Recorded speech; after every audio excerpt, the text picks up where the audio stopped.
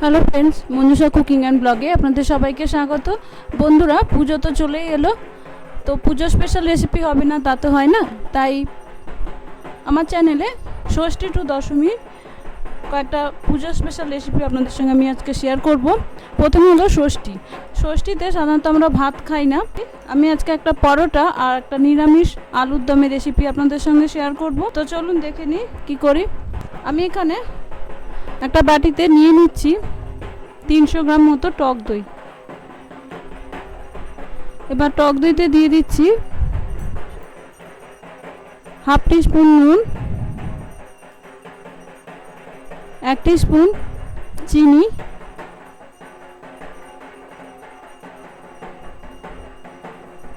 Half teaspoon baking powder,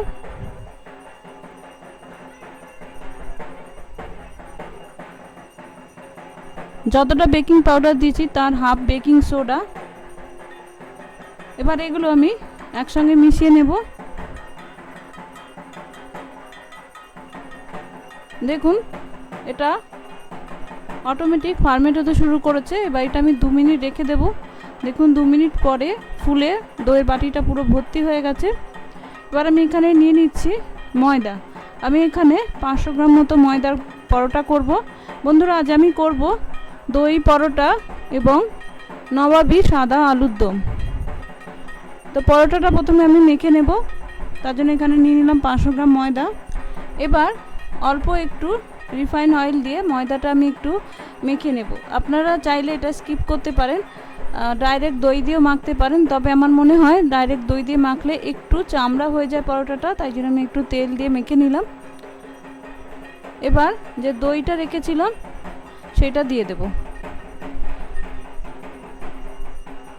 আমি এখানে 500 গ্রাম মতো ময়দা নিয়েছি বলে 300 গ্রাম মতো দই দিলাম।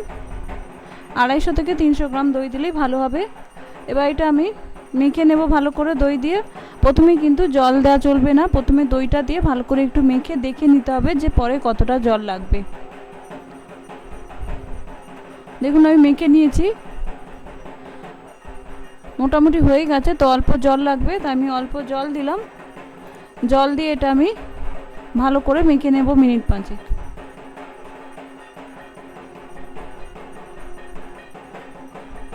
দেখুন মিনিট 5 মেখে নিয়েছি, এরকম নরম রেখেছি।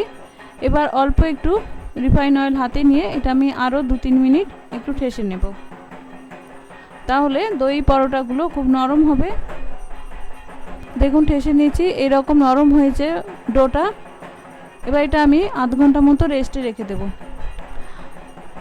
এই সময় যাতে শুকিয়ে না যায় উপরটা বা ফেটে না যায়, তার জন্য আমি একটু এরকম উপর থেকে তেল মাখিয়ে রেখে দিচ্ছি। এবার ময়দাটা সেট হতে হতে আমি আলুর দমের প্রিপারেশনটা করে নেব। প্রথমে এখানে আমি আলুর দমের একটা ভাজা মশলা করব, তার জন্য একটা শুকনো কড়াইতে দিলাম 2টো শুকনো লঙ্কা, কয়েকটা গোলমরিচ, 1.5 চামচ গোটা ধনে, 1 চামচ গোটা জিরে,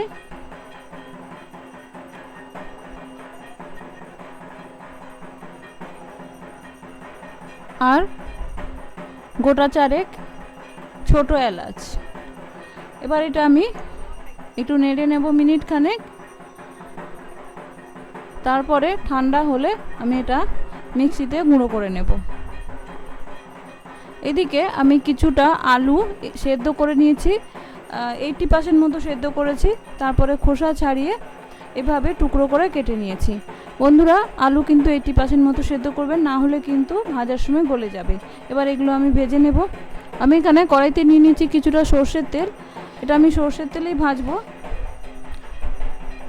একেবারে আলুগুলো ভাজবো না, দুবারে ভাজবো যাতে আলুগুলো ভেঙে না যায়। আমি এখানে সর্ষের তেল দিয়ে করছি, আপনারা চাইলে কিন্তু সাদা তেল দিয়েও করতে পারেন।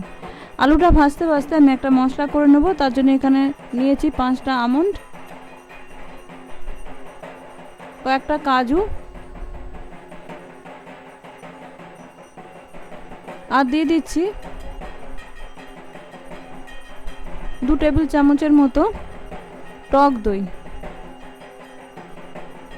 দিয়ে এটা একটা মিহি পেস্ট বানিয়ে নেব। দেখুন মশলাটা করতে করতে আলুগুলো কিন্তু এদিকে লাল লাল করে ভাজা ভাজা হয়ে গেছে। এবার এগুলো আমি তেল থেকে তুলে নেব, এর থেকে বেশি ভাজার কিন্তু আর কোনো দরকার নেই। এইভাবে বাকি আলুগুলো আমি ভেজে নেব। আলু ভাজার তেলে আমি দিয়ে দিলাম একটু হিং,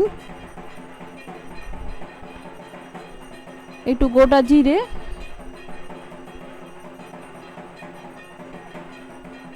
এক চামচ আদা আর কাঁচা লঙ্কার পেস্ট।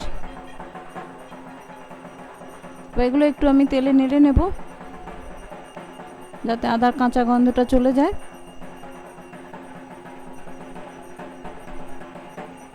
এবার আমি এখানে যে কাজু আর দইটা দিয়ে পেস্ট করলাম সেইটা দিয়ে দিচ্ছি।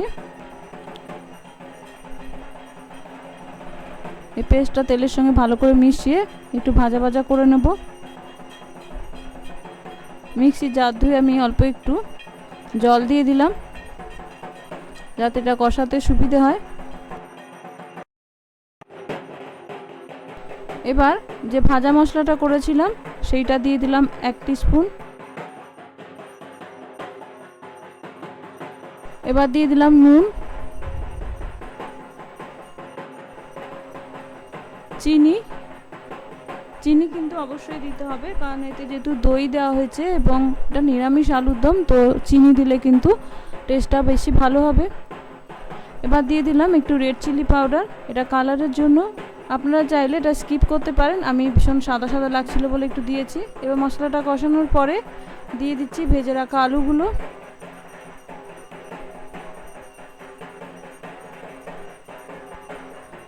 আলুগুলো মশলার সঙ্গে ভালো করে মিশিয়ে নেব, দিয়ে মিনিট 2-3 কষিয়ে নেব ভালো করে।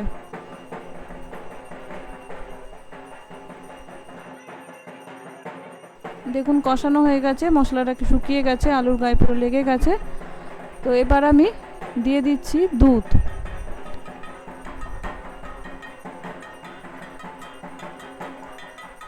আমি এখানে জলের বদলে দুধ ব্যবহার করছি, আপনারা চাইলে জলও দিতে পারেন, তবে দুধ দিলে বেশি টেস্ট হয়।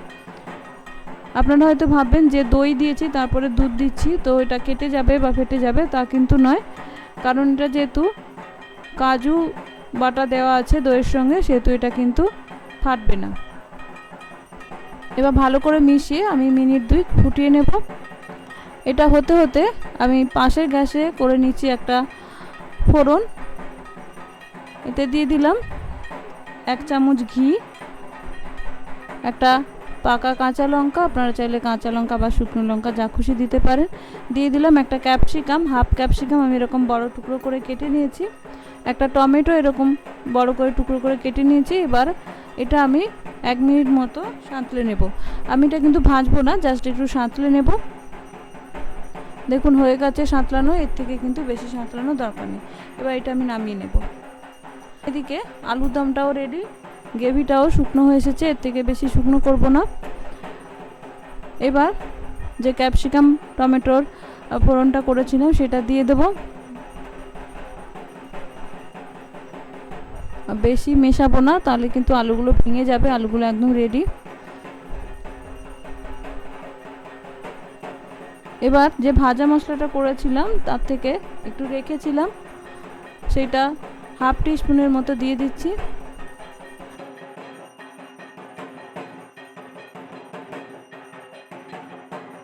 আর দিচ্ছি ড্রাই রোস্ট করা কসুরি মেথি। এবার গ্যাসটা আমি নিভিয়ে দিয়েছি। বন্ধুরা রেডি আমার সাদা নবাবী আলুর দম। আলুর দম হতে হতে এদিকে ময়দাটাও সেট হয়ে গেছে, দেখুন সুন্দর নরম হয়ে গেছে। এবার থেকে আমি যেরকম আমরা পরোটার লেচি কাটি সেরকম লেচি কেটে নেব। আপনারা যেরকম সাইজে পরোটা করতে চান সেরকম কেটে নেবেন। আমি মোটামুটি যেরকম নর্মাল পরোটা করি সেই রকমভাবে লেচি কেটে নিচ্ছি। এবার বেলে নেব। আমি এখানে তেল দিয়ে বেলছি, আপনারা চাইলে ময়দা দিয়েও কিন্তু বেলতে পারেন। এগুলো একটু মোটা হয় পরোটাটা। দেখুন বেলে নিয়েছি। এবার ভেজে নেব। আমি এখানে একটা ফ্রাইং প্যানে পরোটাটা দিয়ে দিয়েছি। আমি প্রথমে এটা শুকনো খোলাতেই ভেজে নেব, দুদিক লাল লাল করে। তাহলে কি হবে, কম তেল লাগবে ভাজতে আর খেতেও ভালো হবে। দেখুন দুদিকটা কিন্তু লাল লাল হয়ে এসছে, আর এটা কিন্তু পুরো রুটির মতো ফুলতে শুরু করেছে। এবার আমি ওপর দিয়ে দিলাম ঘি। আপনারা চাইলে বাটার দিতে পারেন বা রিফাইন অয়েল দিয়েও করতে পারেন, ঘি দিয়ে করলে খেতে ভালো লাগবে বলে আমি ঘি দিয়ে করেছি। এবার দুদিকটাই ঘি দিয়ে লাল লাল করে ভেজে নেব।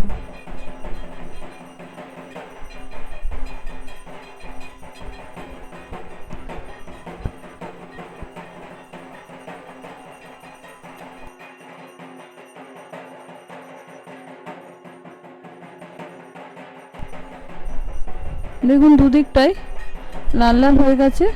তো রেডি আমার দই পরোটা। তো বন্ধুরা, এই পুজোয় ষষ্ঠীতে এইভাবে দই পরোটা করে নিজেরা খেতে পারেন। যারা ষষ্ঠী করেন, ভাত খান না, তারা কিন্তু এটা অবশ্যই খেতে পারেন। আর বাড়িতে অতিথি এলেও কিন্তু এটা করে দেওয়া যায়। আশা করি আপনাদের আমার এই দুটো রেসিপি, দই পরোটা আর নবাবী সাদা আলুর দম, ভালো লাগলো। ভালো লাগলে অবশ্যই শেয়ার করবেন বন্ধুদের মধ্যে, আর কমেন্ট করে আমাকে জানাবেন। সাবস্ক্রাইব করে পাশে থাকবেন। নমস্কার, ধন্যবাদ, ভালো থাকবেন।